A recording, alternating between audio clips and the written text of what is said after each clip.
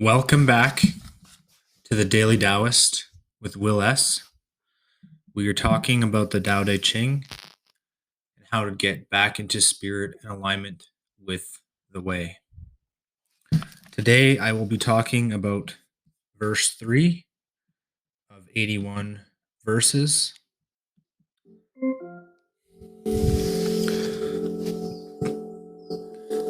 I will be your guide on this journey.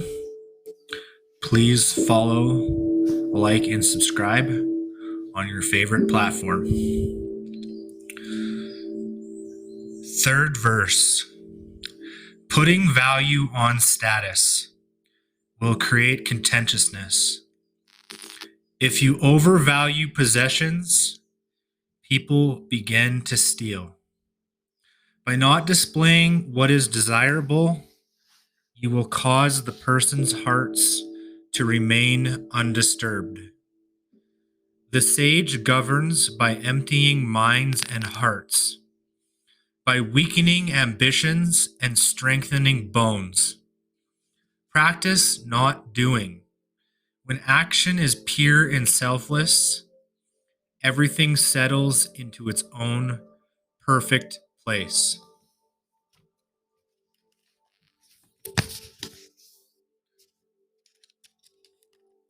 Living contentment.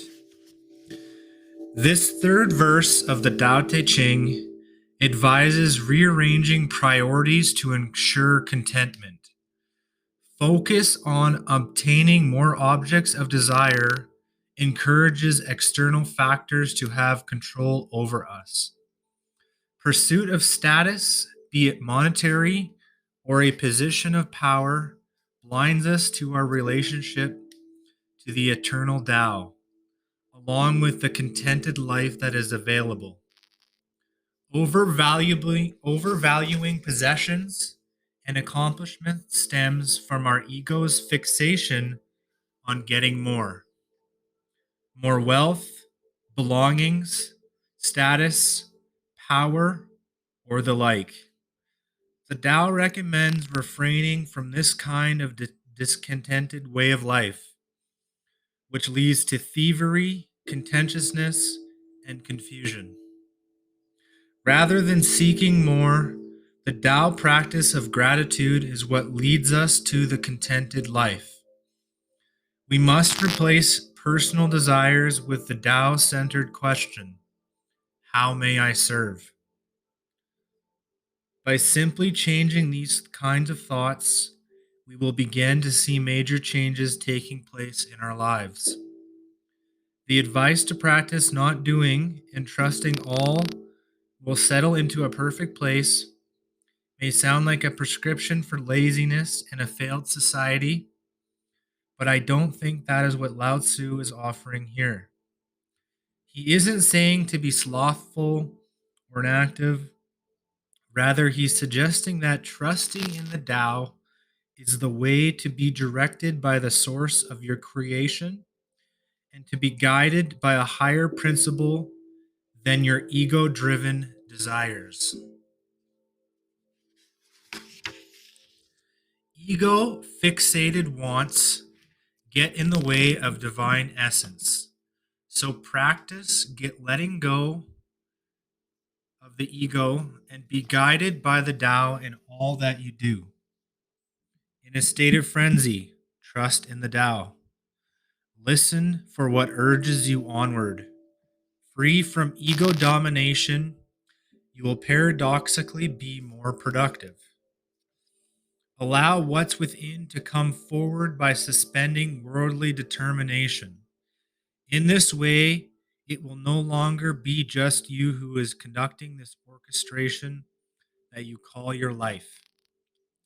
Much of this third verse contains advice on how to govern.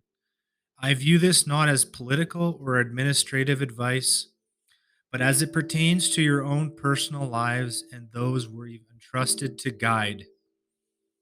That is, our immediate family, in a larger sense, the human family that comprises all of those whom we're in contact on a daily basis.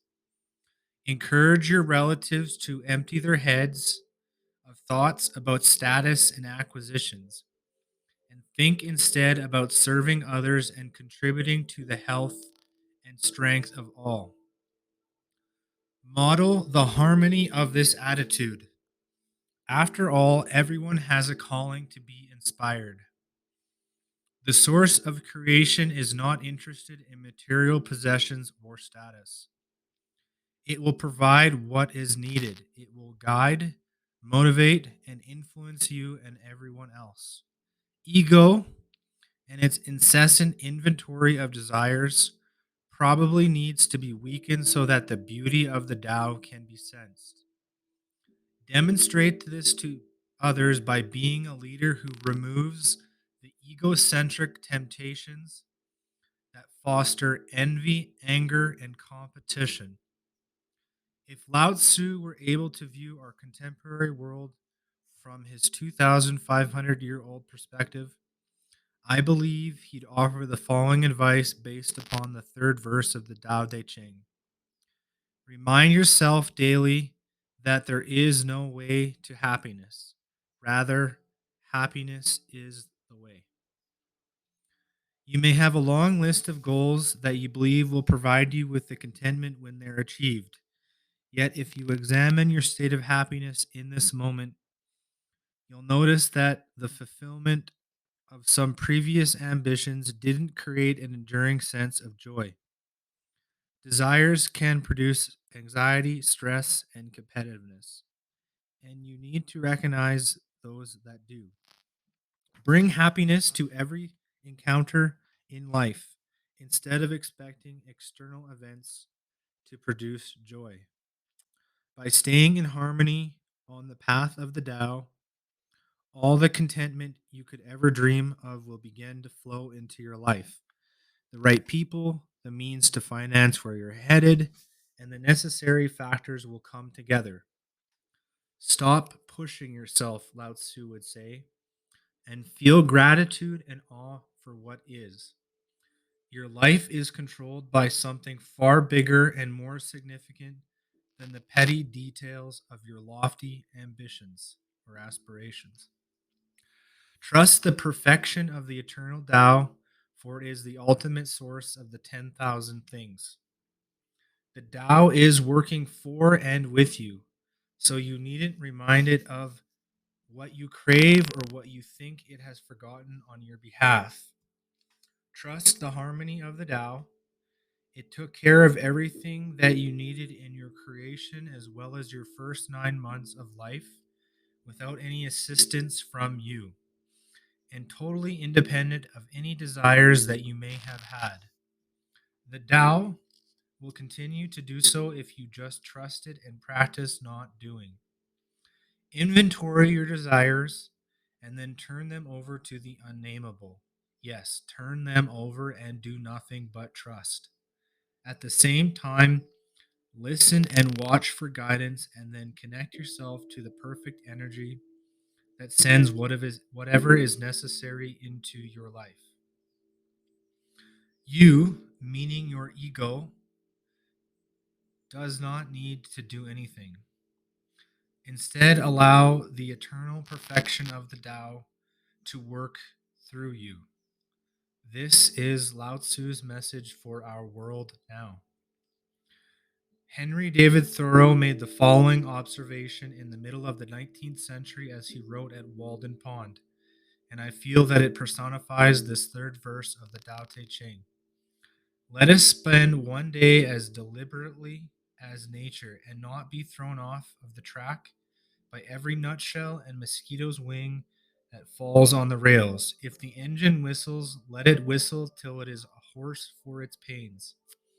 If the bell rings, why should we run?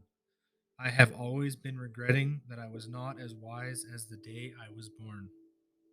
Trust in your essential sageness.